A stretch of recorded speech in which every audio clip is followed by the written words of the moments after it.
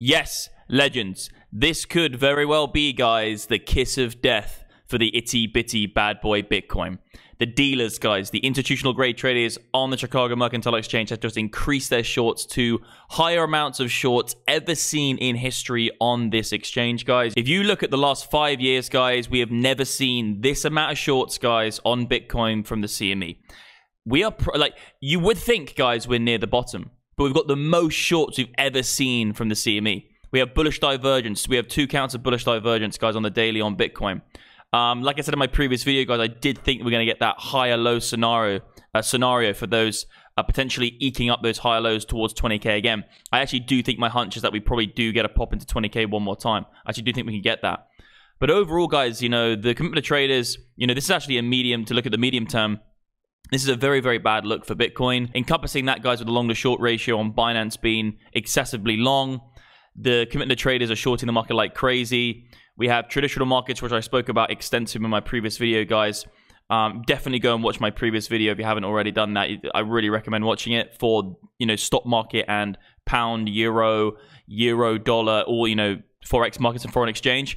Guys, we're retesting the lows on the SPX. That means people are selling their equities into the dollar, strengthening the dollar with the Dixie. And you can see, guys, that all of the support regions we made have been broken through, guys. And we're actually, you know, this is another kiss of death scenario. If we now come up here, make a lower high, guess what, guys? We've created some sort of descending formation, and we get a nice straight line. Descending formation on the SPX. If we lose the lows again after this next bounce, we will probably get. We're likely going to see a big flush, guys, into the US dollar.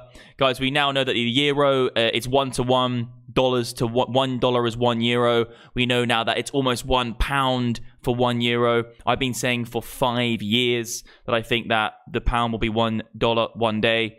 I also said that I think that 1 euro will be $1 one day, and everyone laughed at me, guys. My father, my friends, everyone in England 3 or 4 years ago said, how dare you say that? It's backed by the Queen. Guess what? The Queen's gone. The pound's over. I was saying, I think $1, it'll be £1 for $1. People called me crazy. So we're seeing, if you look at definitely watch my previous video, guys. I really recommend going and watching like 5 minutes of that for that, you know, foreign exchange market side. But guys, I do think that Bitcoin probably gets, you know, I like the look of this. It is some sort of pennant we're doing right now. You know, if you come into a pennant bearish, you usually come out of them bearish. Doesn't mean, guys, that we can't get one more pop to the upside. Looking at RSI, I would think this is statured for a little bit more of a pop to 20 again. Maybe some sort of diamond formation, but this is short-term analysis. And I would say if we do get 20, you look to short 20. You're either shorting into 20, selling into resistance, or if we do get a clean break of it, you buy it as support. Those are the 2 trades, guys. Don't try and get in a trade right now in no man's land. It's either you sell 20 as resistance or you buy it as support on the bounce trade. And if we don't get above 20 in the next few days, we could just arc over and go lower. It's this is crazy amount of shorts from the committed traders, guys. And we know that back-tested historically, they've done an incredible job. They actually win about, I think it's 7 out of 6 trades, big trades they've won. A few good things on the MDX Oscillator 5. We have some bullish divergences. That's what I'm getting that inkling we might get a pop. But just to scroll out one more time frame, guys, I don't think there's any chance Bitcoin gets above 28K anytime soon. Like I said before, I think it's either 28 then 14 or 14 then 28, and we're staying below 28 for the next 3 to 6 months, like I've said a million times. And guys, if you want to get the indicators, come over to the MDX Algo portal. This is actually completely free, guys, mdxalgo.com. You can actually get all the indicators you see on the screen, and you can actually read about them if you click Learn on the portal. You can also click Trade, guys, all these exchanges. If you come onto this website, you can actually click Start Trading.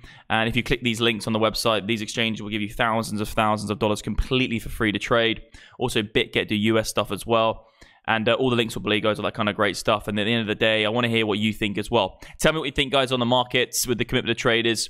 Do you think Bitcoin goes significantly lower down to $10,000? Or do you think we range bound between 14 and 20? You know, 10K is not off the cards, guys.